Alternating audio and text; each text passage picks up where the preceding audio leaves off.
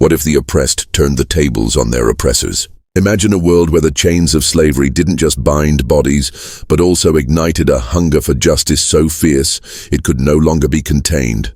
Now picture the deep, muggy nights of Charleston, South Carolina in the early 1800s. A city glittering with wealth, built on rice, cotton, and indigo, the riches of plantations. Mansions rose proudly along the streets, their porches filled with laughter and wine, but beneath that polished veneer, there was another reality. Thousands of enslaved men and women toiling under the lash, their lives treated as expendable. Their pain, the true foundation of Charleston's grandeur. It was a city of stark contrasts. On one side, the elegance of white elites flaunting their fortunes. On the other, the groaning, sweat-drenched bodies of Africans and their descendants, bound to lives of endless labor. The enslaved were watched constantly, their movements dictated, their voices muted, and their very existence declared property of another. In such a place, whispers of rebellion were dangerous, but they could never be completely silenced. And in those whispers, a name began to spread. Solomon. Solomon's story was not of quiet submission. His name would come to carry weight, trembling on the lips of slaves spoken in awe and on the tongues of masters spoken in fear. They said he was clever, silent, patient, waiting for the perfect moment to strike. And when that moment came, he enacted a plan so brutal, so unexpected, that it would sear itself into Charleston's shadowy folklore for centuries. The tale claims Solomon turned his captors' own greed against them, luring 9 masters into the earth itself, and burying them alive beneath the very soil they had once forced him to till. Picture the scene, the darkness of night pressing close, the thick, humid air clinging to every breath, lanterns flickering against the backdrop of trees and swamps. One by one, the men descended into the pits they believed held hidden treasure, or perhaps the foundation of something greater. They believed themselves in control as always. They believed Solomon was nothing more than a tool to serve their desires. But when the dirt began to fall back over them, when the shovels struck earth and the air grew thinner with each passing second, the realization must have struck like thunder. They had been deceived by the very man they thought powerless. This was more than murder. It was a reversal of power, a chilling declaration that no amount of chains or whips could completely extinguish the human spirit. Solomon's revenge became more than just an act of violence. It became a legend, passed down in hushed tones among the enslaved, a spark of possibility in a world designed to crush hope. To the masters, it was a nightmare that embodied their greatest fear, that one day, those they held captive might rise, might fight, and might take back control in the most horrifying way imaginable. But who was Solomon? Was he truly flesh and blood, or was his tale shaped and sharpened by generations desperate for stories of resistance? Did 9 masters really meet their end beneath Charleston's soil, or was this legend born as a symbol, a reminder that even in bondage, the enslaved could imagine, and sometimes even achieve, justice? Tonight, we'll step into that shadowed space between history and myth. We'll uncover Charleston's dark past, the brutal world that gave rise to this chilling tale, and the meaning it carried for those who heard it whispered under cover of darkness. We'll explore not just the cruelty of the masters, but the brilliance of a man who dared to think beyond survival and into vengeance. Whether Solomon truly existed, or whether he is the embodiment of centuries of pain and rebellion, his story forces us to confront the darkest corners of American history. Because in the end, the legend of Solomon is not just about revenge. It's about power. The kind of power that grows silently, waiting, until one day it erupts and leaves behind a legacy that cannot be forgotten. This is the story of Solomon's revenge, the Charleston slave who buried 9 masters alive. Stay with me, because what you're about to hear is more than a ghost story. It's a window into the struggle for freedom, the thirst for justice, and the eternal question: what happens when the oppressed finally turn the tables on their oppressors? Charleston in the early 1800s was a city of beauty, wealth, and brutality. To a visitor walking down its cobblestone streets, it might have seemed like paradise. Grand houses lined the avenues. their balconies draped with flowers, their walls painted in soft pastels that shimmered under the southern sun. The harbor bustled with ships bringing goods from around the world, and the aroma of spices and sea salt drifted through the air. The city's elite dressed in the latest European fashions. Carriages rolled past with polished wheels, and music floated from candle-lit halls where dances lasted until dawn. But beneath this facade of elegance was a darker reality, the true engine that made Charleston's wealth possible: slavery. Behind every glittering chandelier was an enslaved servant who polished it. Behind every fine meal was an enslaved cook working over a hot fire. Behind every field of rice or cotton were hundreds of enslaved men and women bending, cutting, planting, bleeding into the soil. Charleston was not just a city that used slavery. It was a city built upon it. Plantations stretched outward from the city like sprawling kingdoms, each one a small empire owned by a master and worked by enslaved Africans. Rice, indigo, and cotton poured wealth into Charleston, making it one of the richest cities in America at the time. But that wealth came at a terrible cost. Generations of black men, women, and children, stripped of freedom, forced into back-breaking labor from sunrise to sunset. The air in the rice swamps was thick with insects and disease. Cotton fields tore fingers raw. Indigo vats stained skin and burned flesh, and through it all the whip cracked, keeping order through pain. The hierarchy of Charleston was sharp and merciless. At the very top were the white planters, the masters, proud of their southern way of life, blind to the humanity of the people they enslaved. Below them, merchants, traders, and overseers benefited from the system, ensuring its machinery of cruelty ran without pause. At the very bottom, holding the weight of it all, were the enslaved. They were not considered people but property, bought, sold, branded, punished, and discarded as easily as livestock. Families could be split apart at the auction block in the market square, their cries echoing as mothers were torn from children, husbands from wives. Fear was the invisible chain that bound Charleston together. The masters feared rebellion, and the enslaved feared punishment. At every turn, laws reinforced this balance of terror. Slaves were forbidden to read, forbidden to gather in groups, forbidden to move freely without passes. Patrols roamed the streets at night hunting for runaways. Any sign of defiance could bring lashings, mutilation, or death. Charleston was a city ruled by silence, a silence broken only by the shuffle of chains, the orders of overseers, or the whispered prayers of those who still clung to hope. And yet, within this world of cruelty there was also resilience. In the cabins at night, enslaved families told stories, sang songs, and shared traditions passed down from Africa. They built a culture of survival, weaving faith and memory into something stronger than the chains around them. In the rhythms of their songs and the strength of their stories, they preserved a truth the masters tried to erase: that they were human, that they mattered, and that one day the balance of power might shift. It was in this atmosphere that legends like Solomon's took root. To understand why his tale struck such a deep chord, you have to imagine the tension of Charleston at the time. Masters knew their wealth rested on a fragile foundation, on the obedience of those they enslaved.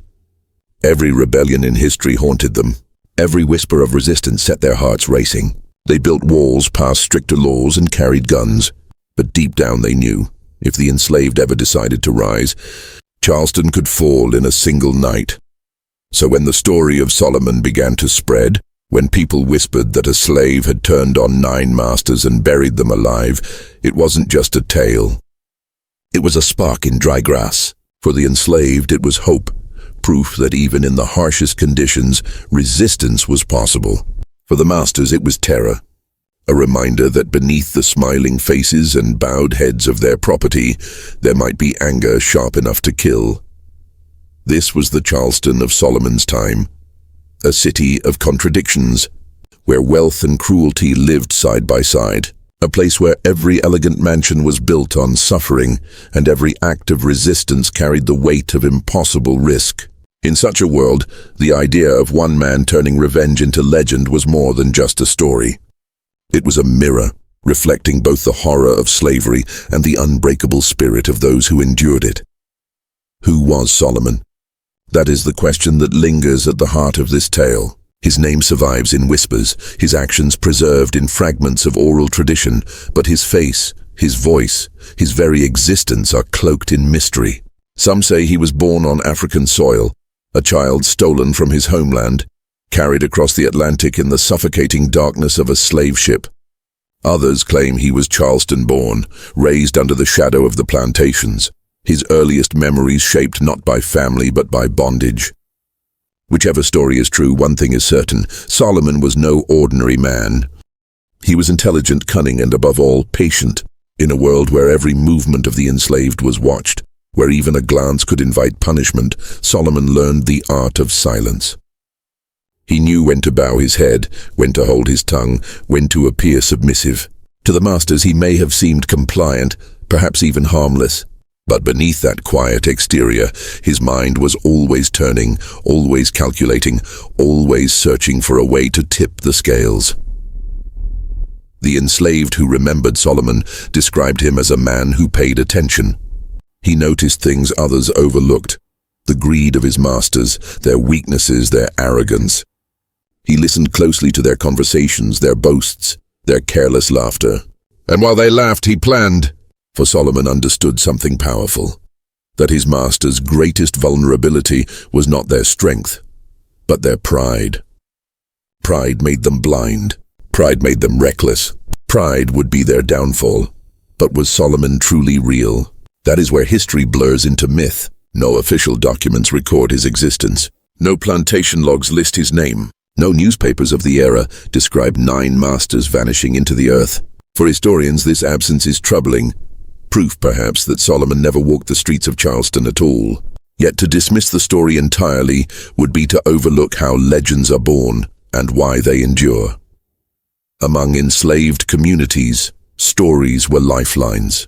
They were more than entertainment. They were survival. Folk tales, songs, and whispered legends carried hidden lessons. A trickster might outwit a lion.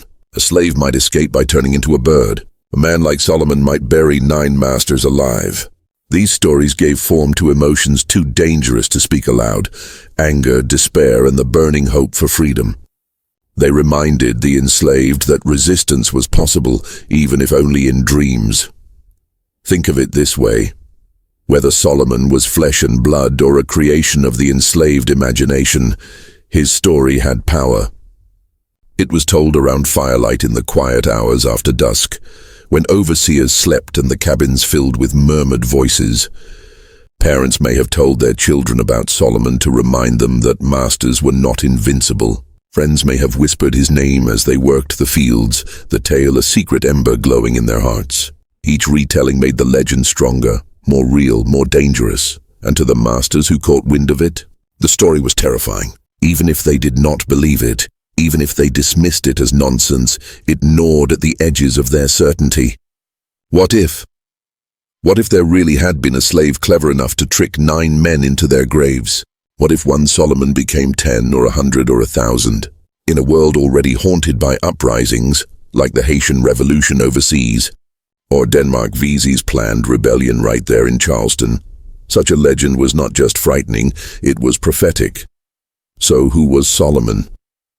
Perhaps he was a man of flesh and blood, clever enough to orchestrate a revenge so brutal it echoed through time. Perhaps he was a symbol, born from the collective imagination of the enslaved, embodying every act of resistance they dreamed of, but could not openly carry out. Or perhaps he was both, a man whose story grew with each retelling, transformed by memory into something larger than life. What makes Solomon unforgettable is not whether we can prove his existence, but what he represents. He is the embodiment of a truth that history too often tries to bury. That even in the darkest moments of human cruelty, there were those who resisted. They resisted with words, with songs, with escapes, with rebellions, and, if the legend is true, with acts of vengeance that turned fear back upon the oppressors. In the end, Solomon is more than a name. He is a symbol of unbroken will, of patience turned into power, of silence transformed into a weapon. And whether he lived in flesh or only in story, his legend became a torch passed from generation to generation. It carried with it both a warning to the masters and a promise to the enslaved. One day, the tables could turn. If you want to understand Solomon's drive for revenge, you first have to understand the cruelty of the world he lived in, the world shaped by his masters. Plantation owners in Charleston wielded absolute power.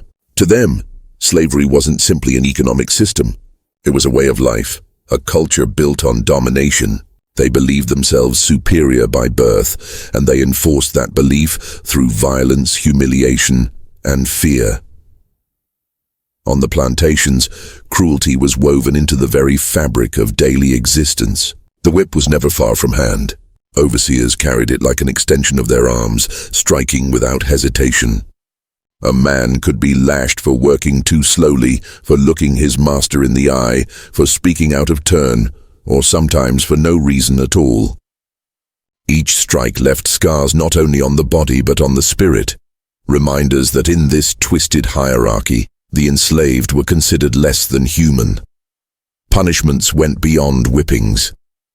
There were iron collars that clamped around the neck, weighted with bells to prevent escape. There were shackles that rubbed skin raw. There were stocks and chains designed to keep a person bent and broken for hours, sometimes days. Masters devised punishments as both discipline and spectacle, a theater of pain meant to warn others. This is what happens if you disobey. But the cruelty wasn't only physical, it was psychological.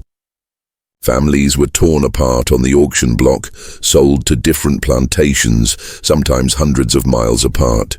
A mother could wake up one morning with her children at her side, and by sunset, they were gone forever, their names called out by strangers who now claimed them as property.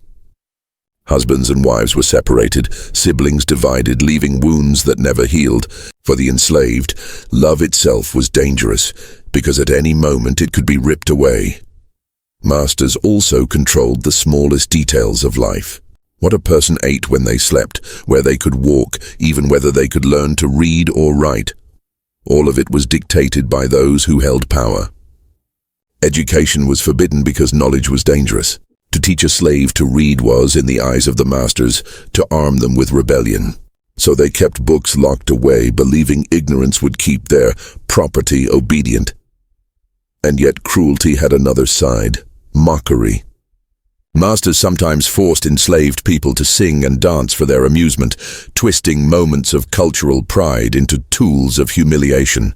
They gave false promises of freedom, dangling hope only to snatch it away.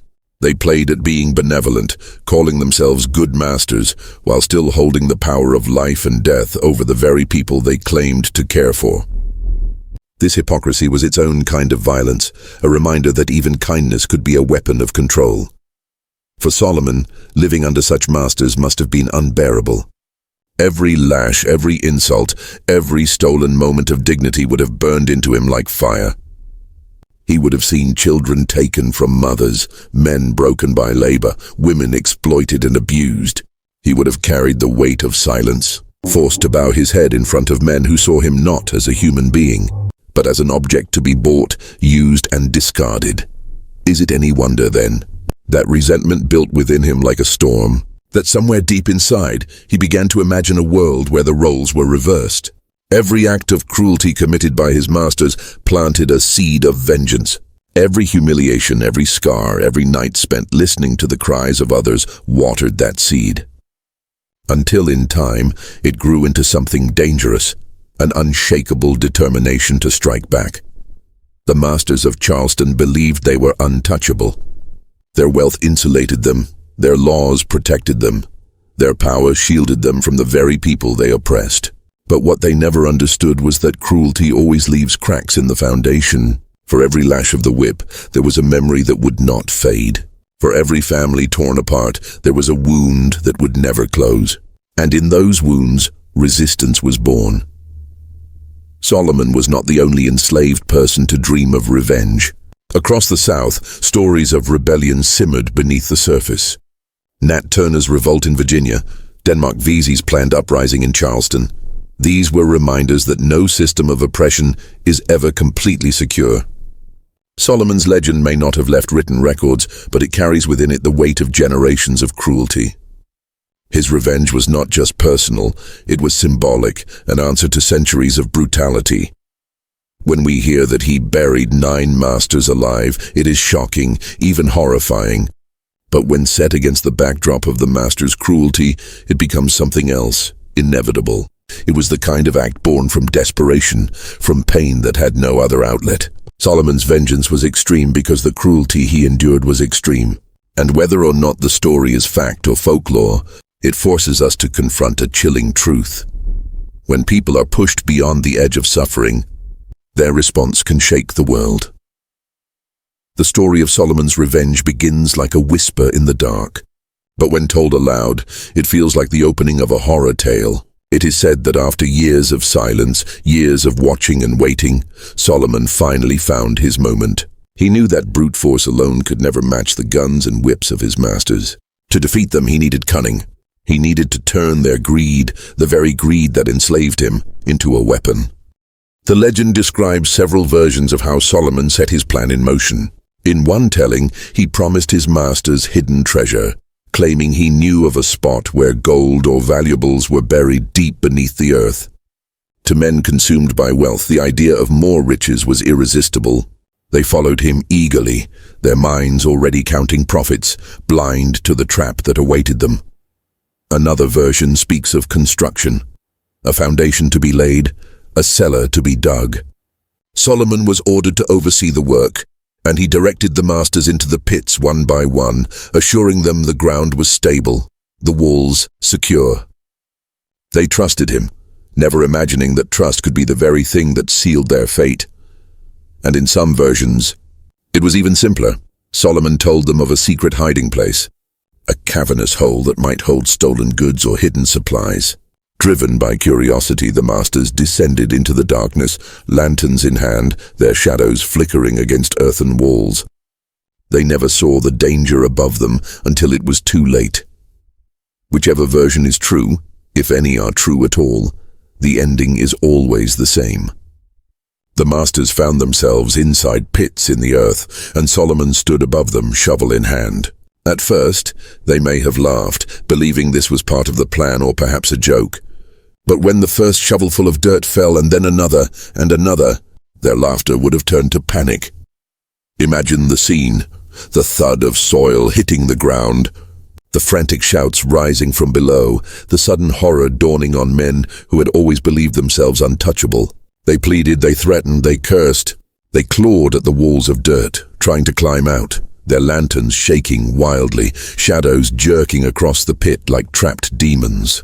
And all the while Solomon kept digging, the rhythm steady, unstoppable, like the beat of a drum at a funeral. As the soil rose higher, their voices grew desperate.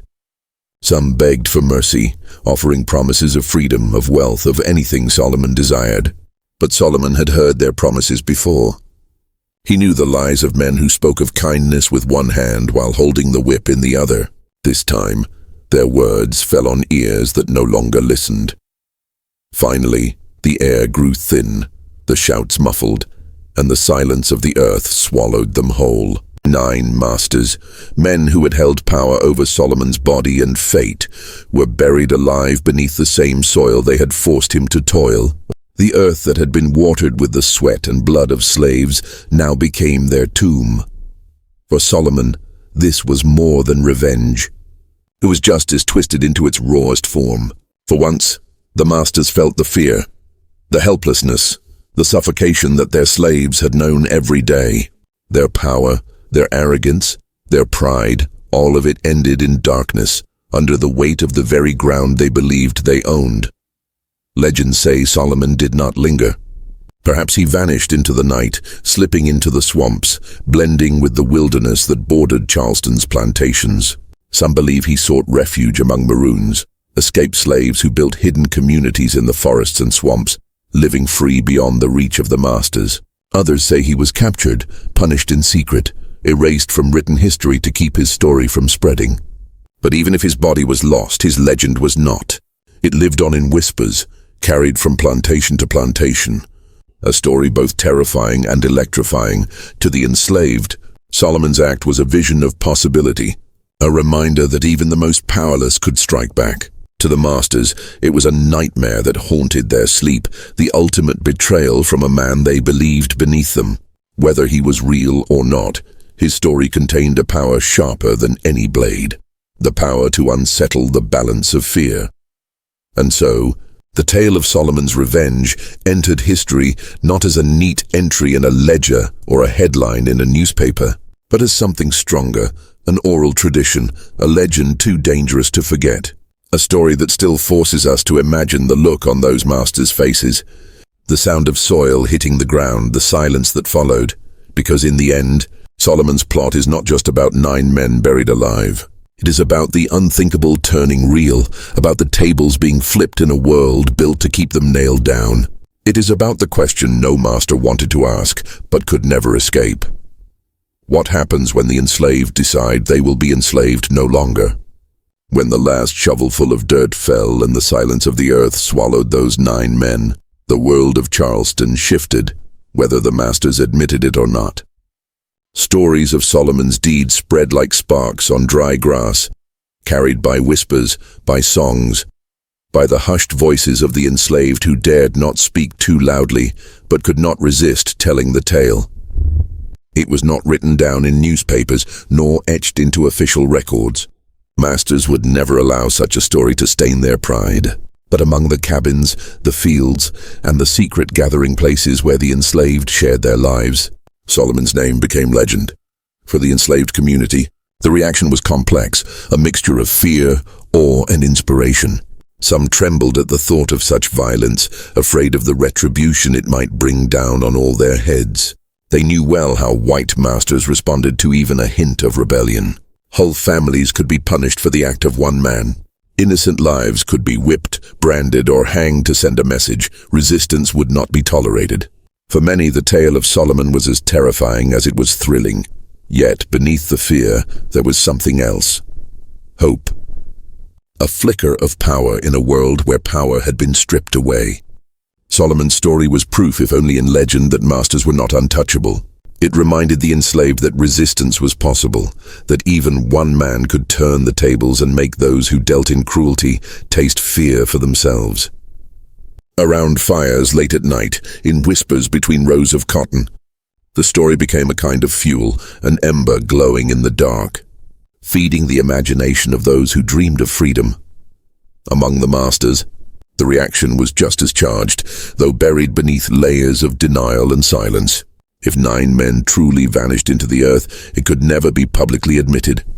To acknowledge such a loss would be to admit vulnerability, to admit that slaves, those they considered less than human, could outwit and destroy them.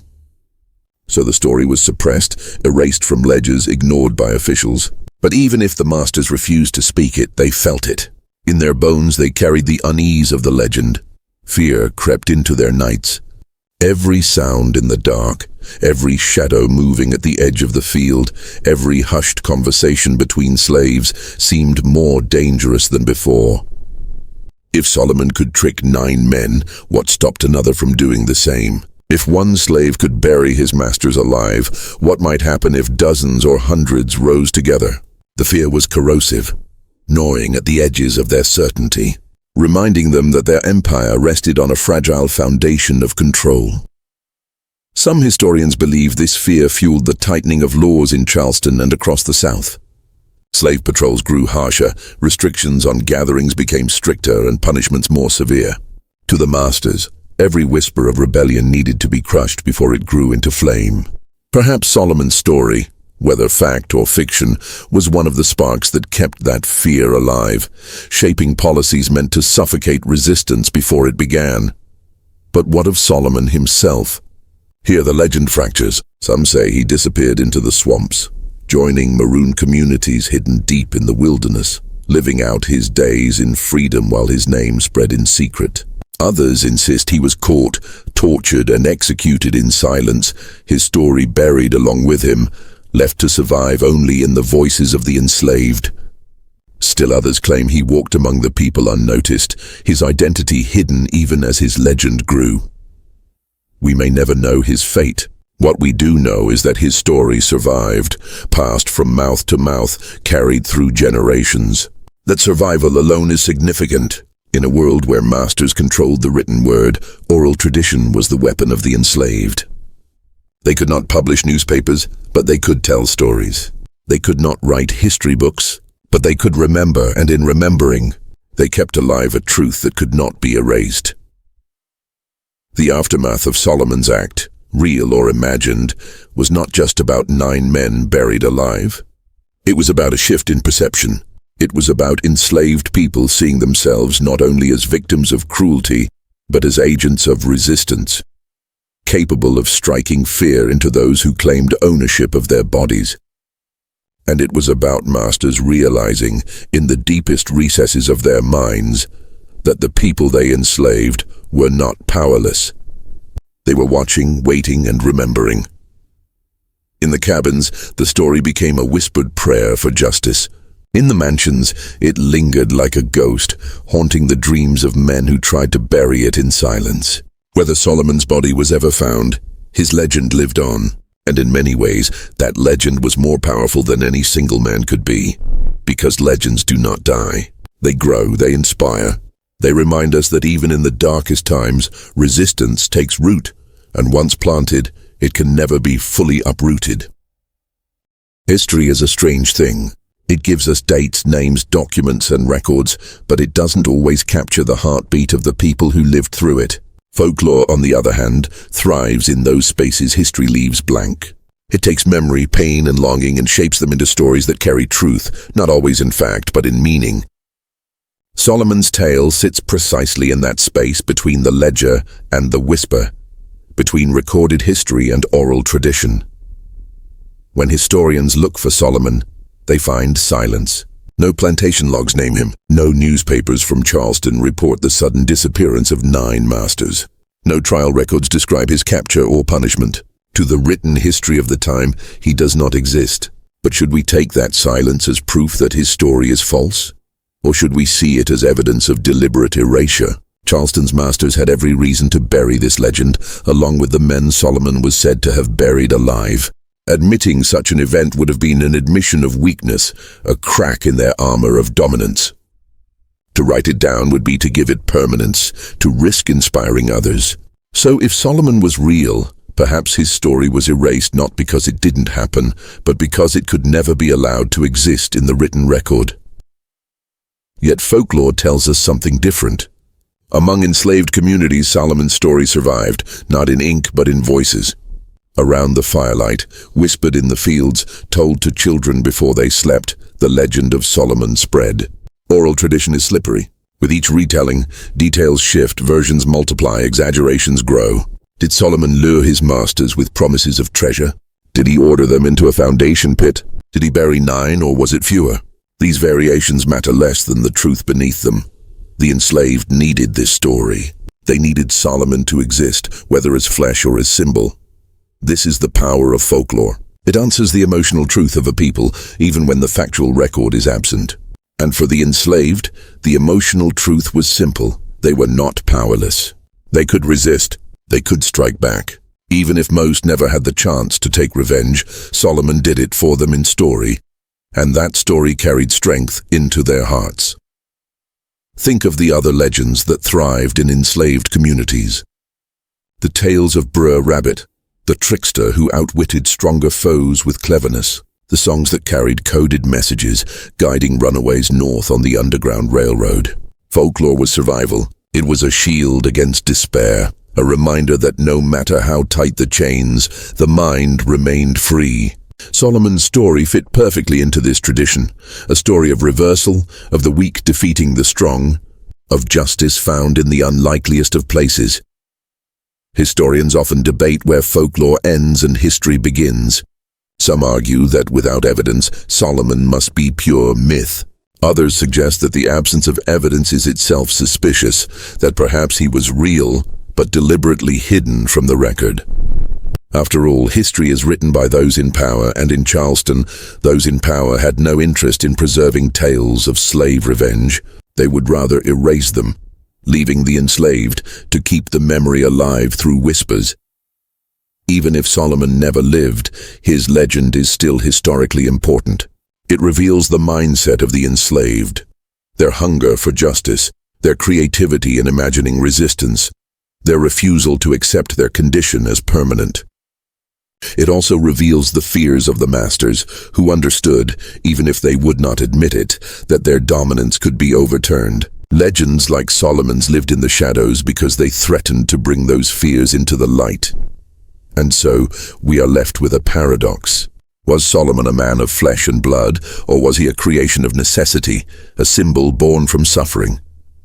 The truth may never be known, but perhaps the question itself is the wrong one. Perhaps the real truth lies not in whether Solomon buried 9 masters alive, but in why that story endured. Because every legend that survives has a purpose.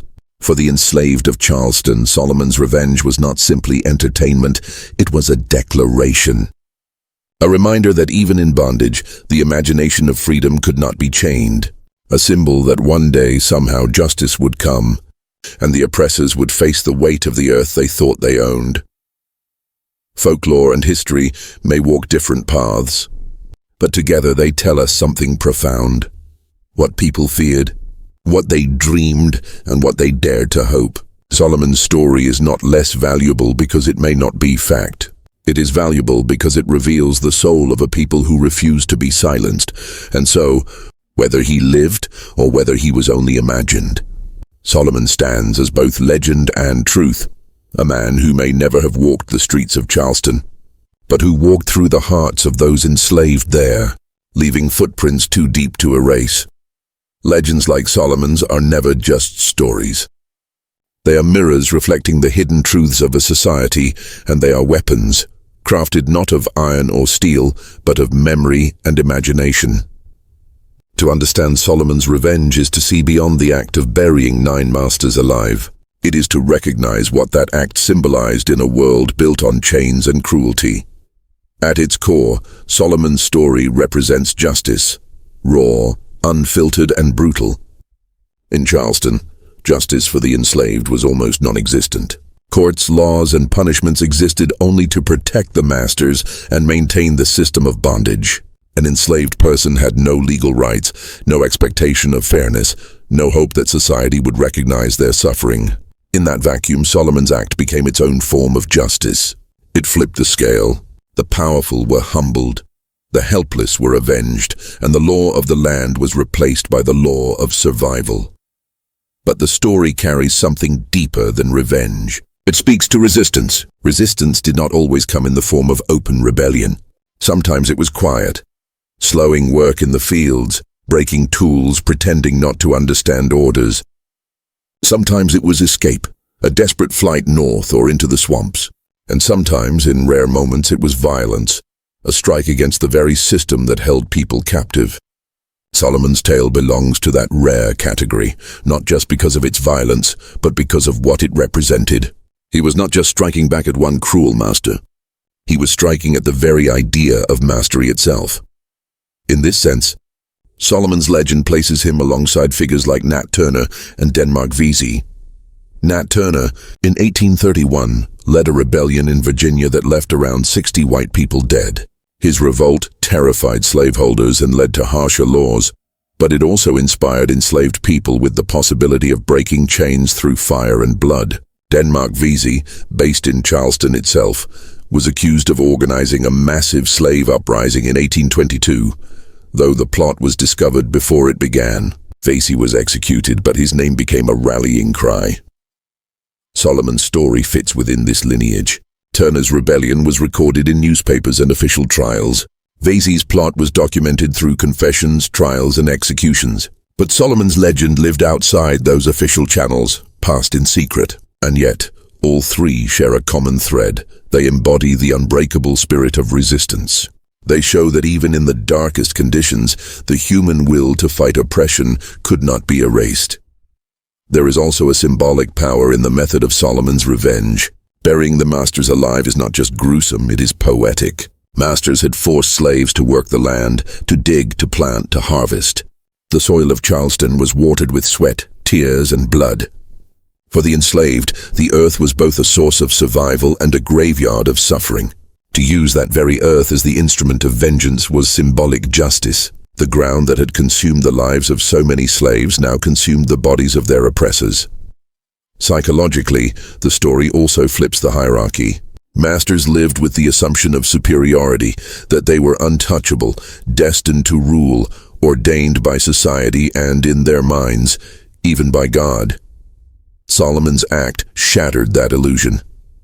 By trapping them in pits and covering them with dirt, he reminded everyone, enslaved and master alike, that flesh is flesh, fear is fear, and no man, however powerful, is immune to death. In burying them, he stripped them of their superiority and returned them to the equality of the grave. The symbolism goes beyond Charleston. In many African traditions, stories of tricksters and avengers served as cultural anchors, tales where the weak used cunning to outwit the strong, where justice was restored through cleverness. Solomon's legend echoes those traditions, weaving African storytelling with the harsh reality of American slavery. It was not just a tale of revenge, it was a way of keeping cultural identity alive, of connecting enslaved people in Charleston to the wisdom of their ancestors across the ocean. Even today, Solomon's story resonates because it raises universal questions. What is justice in a world where the system itself is unjust? What lengths can a person go to reclaim dignity after it has been stolen? Is revenge merely violence, or can it be a form of balance in a society built on cruelty? These questions are not bound to Charleston or to the 1800s.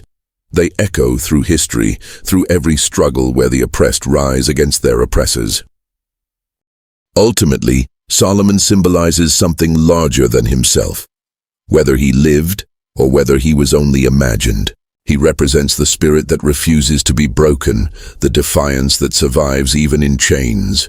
His story tells us that power can be overturned, that the earth itself can rebel, that no system of oppression is so absolute it cannot be cracked. And that is why his legend endured. Because Solomon was never just one man, he was an idea, and ideas cannot be buried. Charleston is a city of contrasts. Its pastel mansions and cobblestone streets are photographed for postcards. Its churches and markets attract tourists from around the world. But beneath that charm lies a past built on slavery, a history written into every brick and beam. And it is here, in this very city, that the legend of Solomon lingers, sometimes whispered, sometimes ignored, but never fully gone. For many in Charleston, Solomon's story is not carved into plaques or etched into museum walls. Official history has long buried such tales, preferring to focus on architecture, trade, and politics rather than the resistance of the enslaved. Yet within the oral traditions of the African American community, particularly among the Gula people of the Low Country, stories like Solomon's are kept alive. The Gula culture, rooted in the traditions of West Africa, is known for preserving language, folklore, and spiritual practices passed down through generations. Storytelling is at its heart. Folk tales, songs, and legends carry both entertainment and instruction, teaching lessons about survival, resilience, and identity. Within this cultural fabric, Solomon's revenge would have been more than just a gruesome tale. It would have been a reminder, a symbol that even here in the heart of slavery's empire, defiance could bloom. Some versions of Solomon's legend appear tied to other resistance stories in Charleston, such as Denmark Vesey's planned revolt. Vesey's name survived in church congregations and whispered prayers, and Solomon's may have circulated in the same hidden spaces. Even if the details blurred, the message remained: the masters were not invincible. The oppressed were not without power. As time passed, Charleston's leaders worked to polish the city's image. In the 19th and early 20th centuries, they presented Charleston as a genteel southern jewel, a place of elegance and tradition. In that narrative, there was no room for the terror of slavery's cruelty or the terror of slave resistance. Stories like Solomon's were buried deeper, excluded from public memory, dismissed as folklore not worthy of serious attention. But among black families, passed down in whispers and retellings, they endured. Today, as America confronts the realities of slavery more openly, legends like Solomon's are being re-examined. Scholars look to oral history as a vital source of truth, understanding that official records are often incomplete. biased, or deliberately sanitized. Museums in Charleston, such as the International African American Museum, now shine light on the lives and struggles of enslaved people, giving space for legends like Solomon's to be revisited. In this modern context, Solomon's story becomes more than just a chilling legend. It becomes a conversation about memory and justice. How do we remember the past? Whose voices are preserved and whose are silenced? For centuries, Charleston celebrated the wealth of its merchants and planters while ignoring the pain that built that wealth. But Solomon's legend refuses to be silenced. It insists that the enslaved were not just victims, they were thinkers, fighters, and in their own ways, revolutionaries. Beyond Charleston, Solomon's revenge resonates in broader African-American culture. It connects to a long lineage of resistance, from the maroon communities in the swamps of the South to the civil rights movement, to modern struggles against racial injustice. The details of the story may blur with time, but the essence, justice, resistance, empowerment, remains timeless. Even in literature and art, the symbolism of Solomon's act finds echoes. The image of oppressors buried by the very ground they exploited has appeared in poems, paintings, and plays. Artists understand what history often ignores. Legends carry truths that cannot be measured in documents alone. And perhaps most importantly, Solomon's story resonates because it forces us to face uncomfortable questions. Charleston today thrives on tourism, on a romanticized image of the Old South. But when we peel back the layers, when we remember stories like Solomon's, we are confronted with the reality that beneath the beauty lay horror, and beneath the horror lay resistance. To remember Solomon is to remember that slavery was not just chains and suffering, but also defiance and resilience. His legend tells us that even when the system seemed all-powerful, enslaved people imagined ways to fight back, ways to reclaim dignity. It reminds us that history is not just what is written down. It is also what survives in memory, in culture, in the stories that refuse to die. And that is Solomon's legacy. Not just in Charleston, but beyond its streets, beyond its plantations, into the broader story of America. He represents the voices that official records tried to erase, the fire that refused to be extinguished. He is part of a hidden archive, stored not in books but in hearts. Even today, when we speak his name, we keep that archive alive. We acknowledge that history is not complete without the legends of resistance. We recognize that justice may be buried, but it will always rise again. And in that way, Solomon's revenge continues to echo, not just as a story of the past, but as a challenge for the present. What if the oppressed turned the tables on their oppressors? That was the question we began with, and now, after exploring the chilling legend of Solomon, we must return to it. Because whether Solomon truly walked the streets of Charleston or lived only in whispered tales, his story forces us to confront the deepest truths about justice, power, and the human will to resist. Charleston, South Carolina, is remembered by many as a city of beauty, of stately homes and winding streets, but beneath its charm lies a darker foundation. The soil of plantations watered with sweat, blood, and tears. In that soil, a story like Solomon's could take root, and once planted, it could not be killed. For enslaved people, Solomon's revenge was more than a gruesome tale. It was a beacon. It was the dream of justice in a world where justice did not exist. It was proof, however symbolic, that the powerless could become powerful, that the strong could fall, and that even the mightiest masters could feel the weight of fear. Legends like his gave strength in silence, courage in despair, and hope in hopelessness. For masters, it was a nightmare. A reminder that their control was never absolute, that their empire of chains rested on a fragile edge. It was why such stories were erased from written history, why they survived only in whispers and folklore. To write them down would have been to admit vulnerability, to give voice to resistance. And so Solomon lived not in official records, but in the hearts of those who needed him most. But what does Solomon's story mean for us today? It reminds us that history is more than dates and documents. History is also memory, legend, and imagination. It is told not only by those who hold the pen, but by those who whisper in the shadows. To ignore stories like Solomon's is to accept only half of history, the half that serves power. To remember him is to honor the truth of resistance. And perhaps most haunting of all, Solomon's legend confronts us with a question. What would you do if you had nothing left to lose? Could you remain silent in the face of cruelty? Could you endure chains without imagining vengeance? For many enslaved people, resistance was dangerous, often fatal. And yet the human spirit demands dignity, demands freedom. Solomon's story is the embodiment of that demand. Today, when we reflect on injustice, whether past or present, we must remember that resistance always takes shape, even in the darkest places. Sometimes it is quiet, sometimes it is loud, and sometimes it becomes legend.